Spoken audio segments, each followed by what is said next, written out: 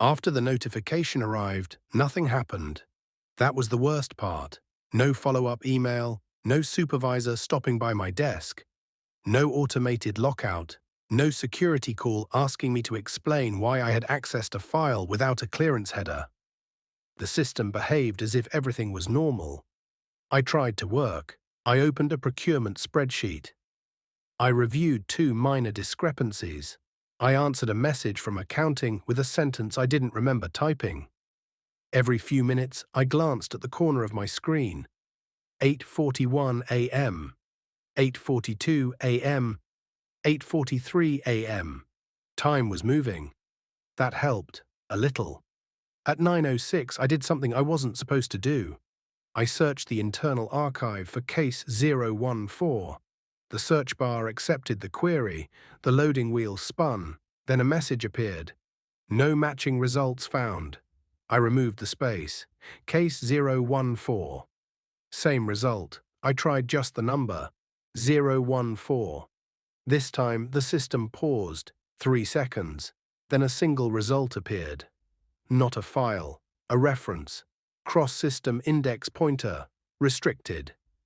The pointer wasn't clickable, but it was highlighted. That meant it existed. I checked the access details. Clearance required. Unknown. I had never seen that before. Clearances are numeric, sometimes alphanumeric, always defined. Unknown isn't a category. I hovered over it. A tooltip appeared. Clearance level not enumerated. I didn't know what that meant. I didn't click it. Instead, I did the safest thing I could think of. I logged out. The system asked me to confirm. I confirmed. The screen went black. Then the login prompt returned.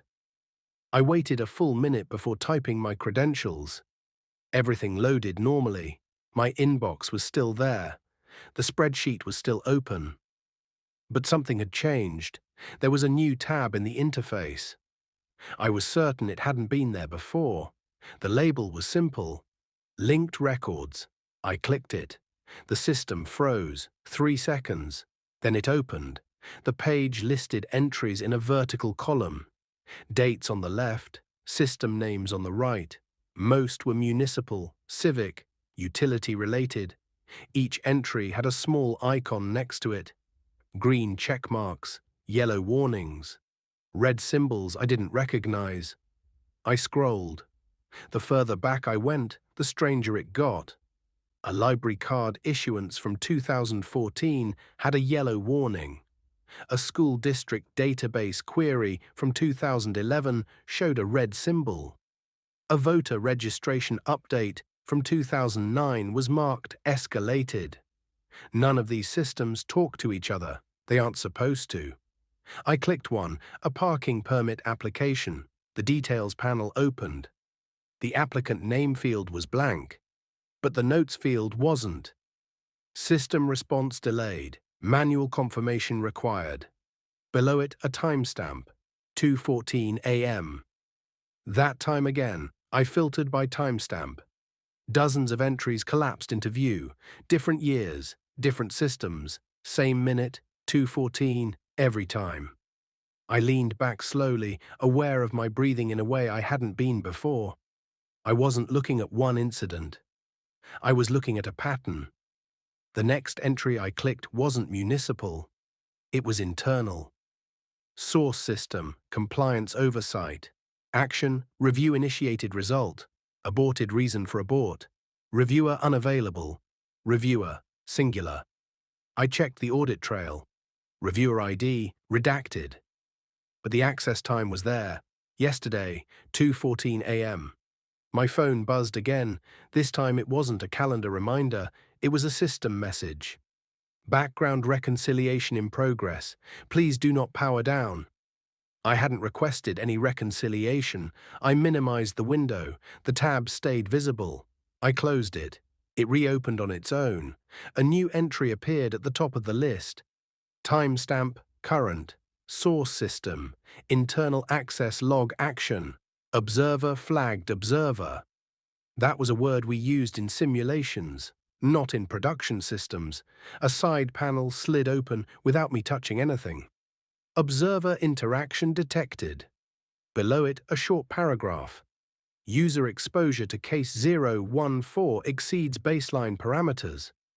I felt my mouth go dry. Exposure, I scrolled. Secondary effects may include delayed recognition, procedural drift, and recursive access. Recursive access. I didn't know what that meant, but I didn't like the sound of it. I reached for my phone to take a photo of the screen. The camera app opened. The screen went black, not powered off. Just black. The reflection looking back at me didn't feel quite right. I lowered the phone. The tab was still there. Another line appeared. Subject proximity increasing. I whispered, "What subject?" The system didn't respond. Instead, a document opened automatically. A transcript. Administrative audio. Low quality. Time-stamped. The first line was marked, "Begin authorization, civic utilities." The voice that followed was calm, neutral, unremarkable. It said, "I'm calling to confirm that service should remain active." I froze. The voice continued, "I'm at the mailbox right now." I knew the words. I had read them the night before. Hearing them was different. The cadence was wrong, not rushed, not hesitant, certain. "I'm the only reliable contact for this property." The transcript paused. Then a system annotation appeared. Voice print confidence, high. I closed the document. Another message replaced it. Unauthorized review detected.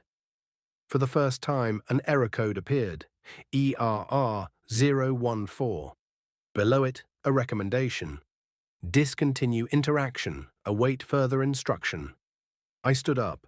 My chair rolled back, bumping into the desk behind me. A few heads turned, then looked away.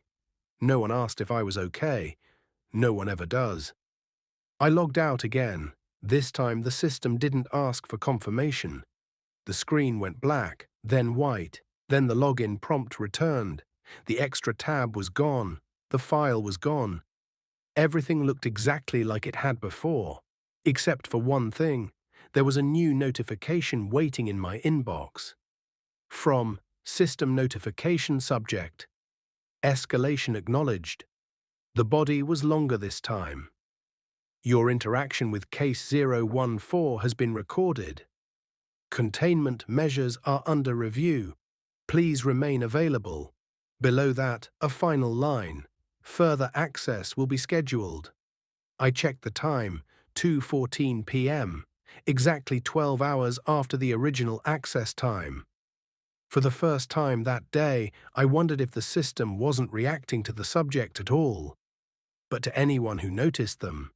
And I realized, with a slow, sinking certainty, that the file hadn't been sent to me by accident.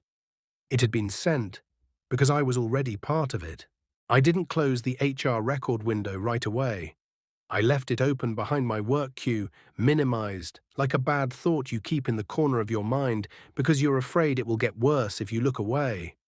For the next hour, I tried to be normal. I answered 2 internal messages. I completed a routine discrepancy check. I documented a case note with more detail than necessary, as if being thorough could counter whatever I'd just seen. The office moved around me in the usual way. Phones ringing, chairs rolling. Someone heating lunch too early and making the break room smell like plastic. Evan stayed in his chair. No restroom breaks, no coffee refill, no stretch.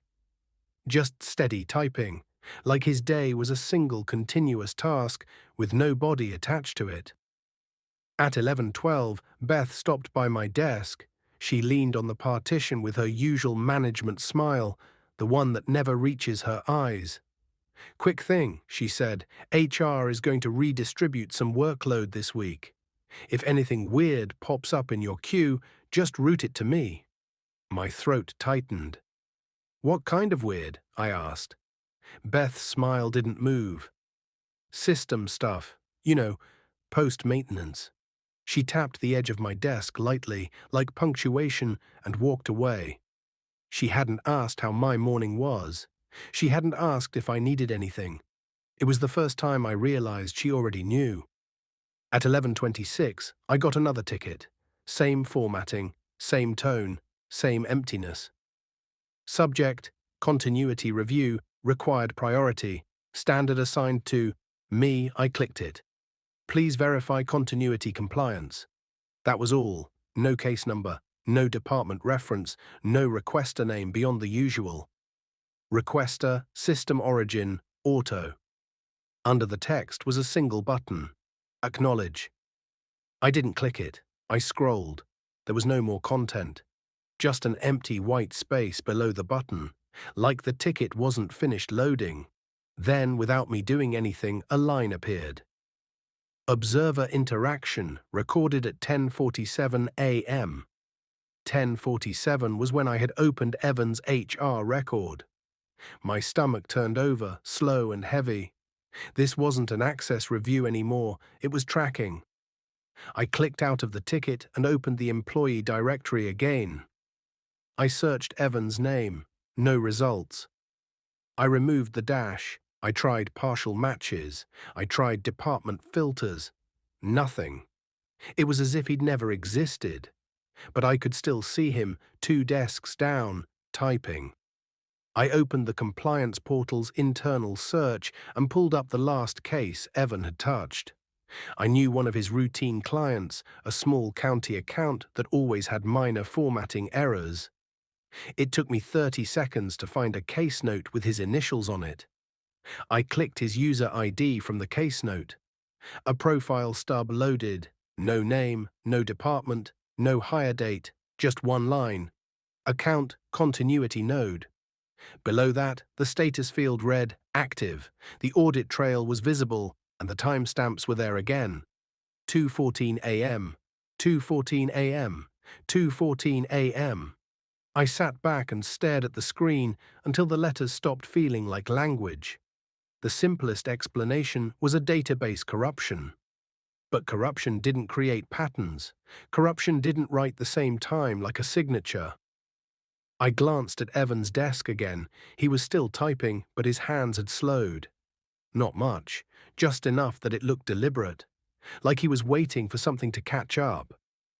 At 12:03, I did something I shouldn't have. I stood and walked to Evan's desk, close enough to see his screen clearly. The interface was our standard case view, but the layout was slightly off. The fields were rearranged. There were extra tabs. One tab was open.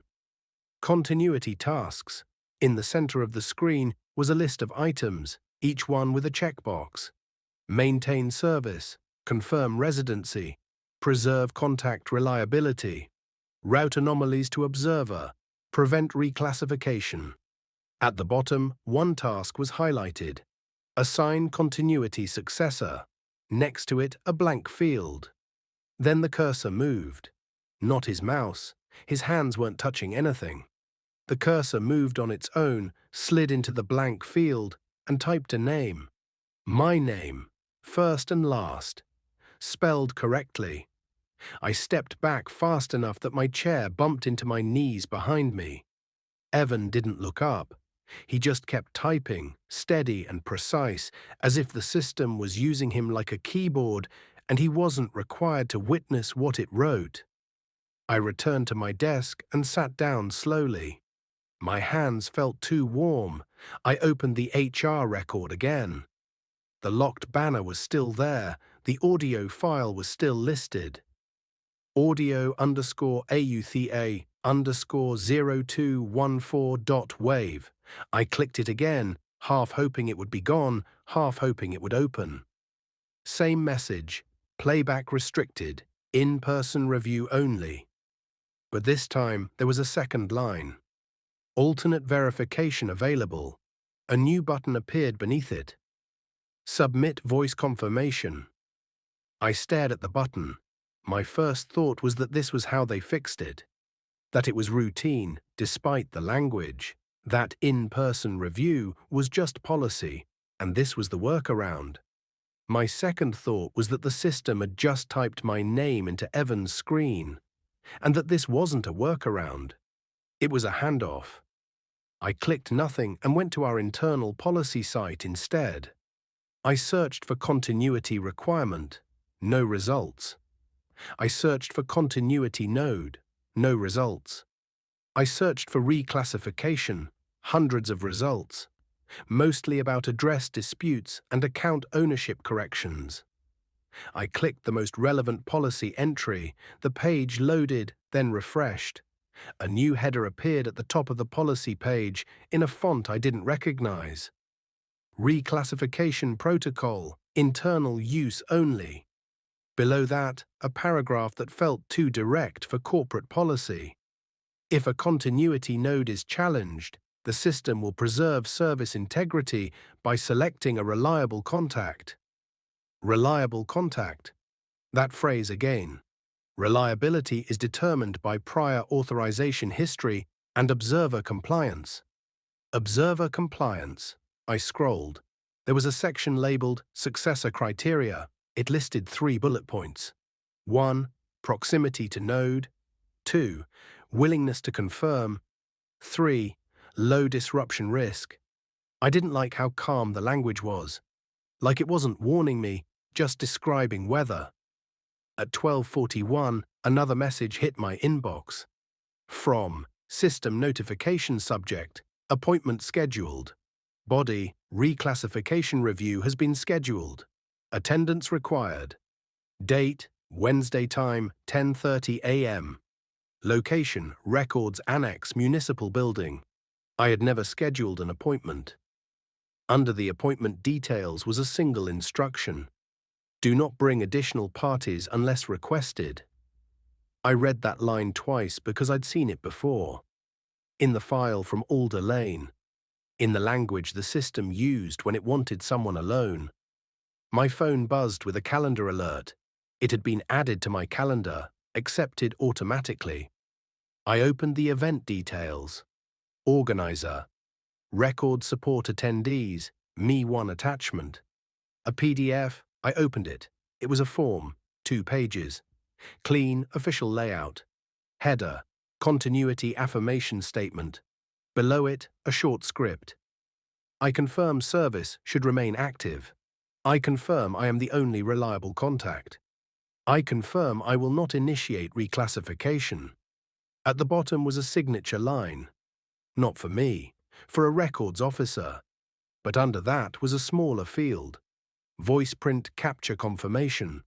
It had a box next to it, unchecked. I closed the PDF and stared at the wall of my cubicle, the way people do when they're trying to slow their thoughts down by giving them nothing to attach to. Evan kept typing. I tried to watch him without making it obvious. I needed to know if he would look up, if he would break character, if he would do anything human. At 1:07, he finally moved. He stood up for the first time all day. Slowly, carefully, like his joints hadn't been used in hours. He picked up his metal tumbler. He walked toward the exit door at the end of the row. No coat, no phone, no bag, just the tumbler held like a prop. He badged at the door. The reader beeped green. The door opened. He stepped into the hallway. And stopped. He didn't leave. He just stood there with the door open behind him, like he was waiting for someone. I stayed seated, frozen, staring down the row of desks. Then my screen changed. The continuity ticket opened by itself. The empty white space filled with text, line by line. Successor assignment pending. Observer eligible. Voice confirmation required to proceed. A new button appeared. Submit voice confirmation. My microphone icon in the corner lit up, as if permission had been granted without asking me. In the office, everything sounded normal, keys tapping, distant laughter, the printer. But I could feel the pressure of the system, not like a threat, more like a process reaching the end of its workflow.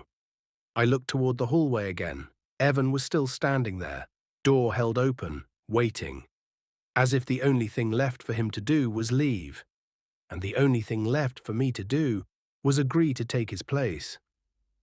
0.